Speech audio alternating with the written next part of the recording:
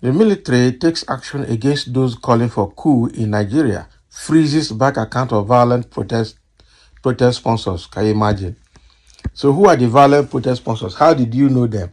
You're freezing the account, you are doing this, you are doing that. Eh? I don't understand how these people run. Eh? So you freeze the account and you call them violent protesters. But now, the Boko Haram have been there, they are arresting them, rehabilitate them, and recycle them back into society. They are never prosecuted. The Fulani herdsmen are there causing mayhem in farmlands. They are never prosecuted. But people calling for their right, you are arresting them. The ones doing violence, yes, nobody support violence, but now they are talking about coup. If the government is doing well and everything is working fine, nobody will call for military takeover.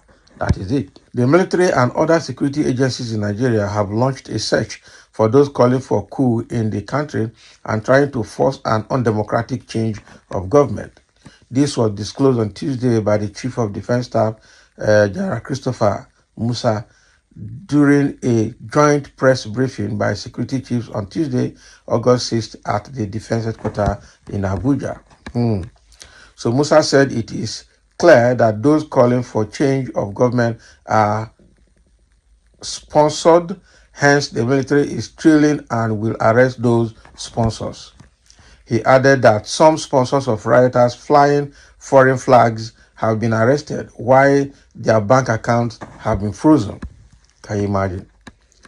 So, present at the meeting were the Chief of Army Staff, Lieutenant General Taoreed Lagbaja, Chief of Naval Staff, Vice Admiral Emmanuel Ogala, Chief of Air Staff, Air Marshal Hassan Abubakar, Chief of Defense Intelligence, Inspector General of Police, Kayode Betokun, Chief of Defense Intelligence, representative of the Director General of the Department of State Services, Controller General of the Nigerian Customs Service, Controller General of the Nigerian Immigration Service, Controller General of the Security and Civil Defense Corps, Commander General of the Nigerian Correctional Center, and all of these have been there now.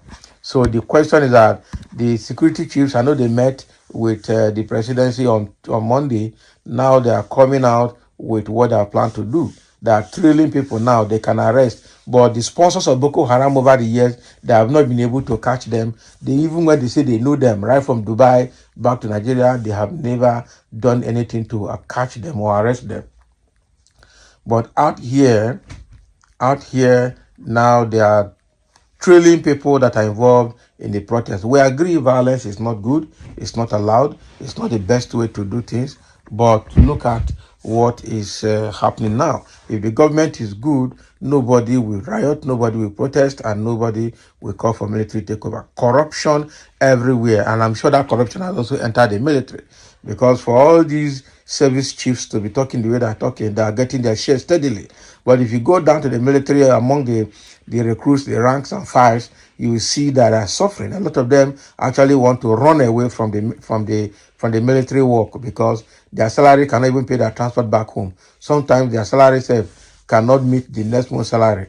They can't take care of their families with it. Some of them have come out to cry that they are selling their properties in the barrack to be able to feed because of the poverty that this government has introduced or has brought upon the citizens. So all these military chiefs, let me hear. I know that there will be a few comments coming in from individuals. Let me see. Somebody said, truly, the means government is tackling this protest. If they do the same with terrorists and bandits and their sponsors, there wouldn't be any protest in this place, in the first place. Exactly. Just like I was saying. Sure. That's what I was saying. The government is after its own interest and not mine or yours. They are our collective enemies and oppressors. When it comes to the protection of their collective interest, they cast off the garb of tribe and religion. But the foolish among the ordinary people we maim and kill for them. That is how bad it is, especially the tribal bigots and the sycophants among them. Good talk. May God bless you for speaking out the truth without fear or tribal sentiment. All these criminals emergency meetings are for their selfish interest just because they are getting money from the government. They never care about the suffering of poor masses and youth of Nigeria. And that is true. Good observation. That is it. Good observation. So please don't forget to also list and freeze the account of Boko Haram sponsors, as well as, I forget, say you be expert in tracking.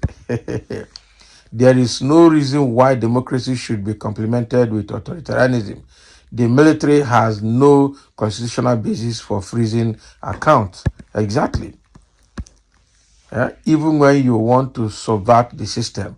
So if they can freeze, how have they not done some on Boko Haram sponsors? They will never do that, because now them after all, Buhari said that attack on Boko Haram is attack on the north, and that is more reason why all of them are staying away from it. They don't have such rights, so the bank shouldn't comply with such directive.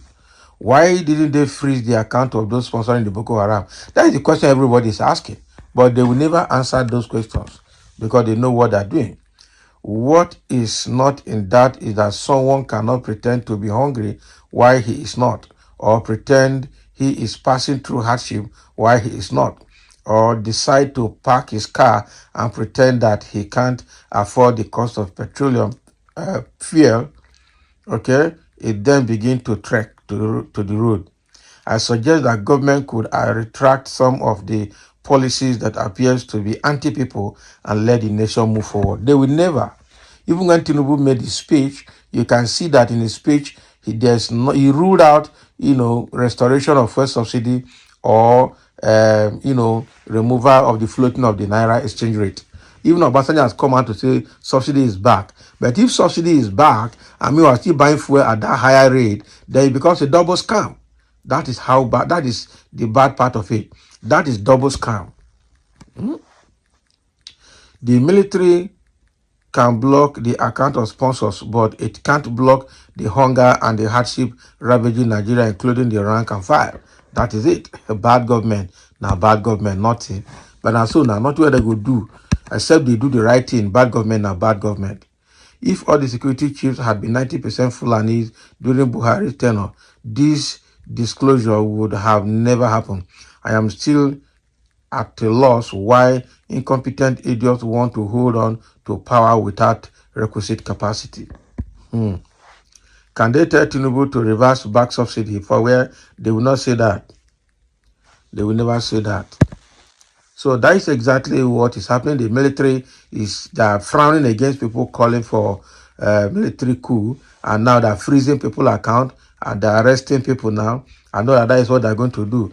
But now that I've introduced violence into the response of this thing, it's going to take a while before things will normalize. This protest will continue in some states until it becomes a full revolution.